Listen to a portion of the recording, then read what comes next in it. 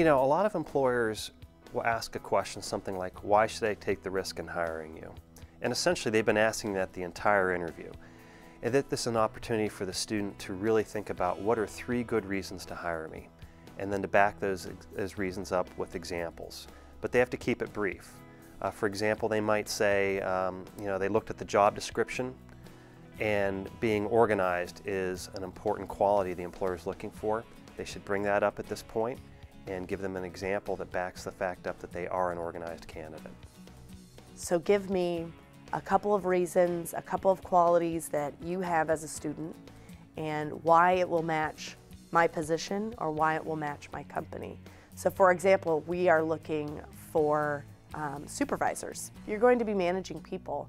Maybe bring something up in your background and say, hey, I was the manager at this fast food chain. I know what it's like to deal with different people. I know there are different motivations, and I feel that that would fit really well in your environment because this will be similar. When we get to that final point, you know, why should I hire you? There are a couple things we're looking for. What sets you apart? What's your personal brand? Why you? And what we want to see is, 1, you know what your abilities are, you're confident in the position, and 2, you know that you're a good fit, that you've done your research.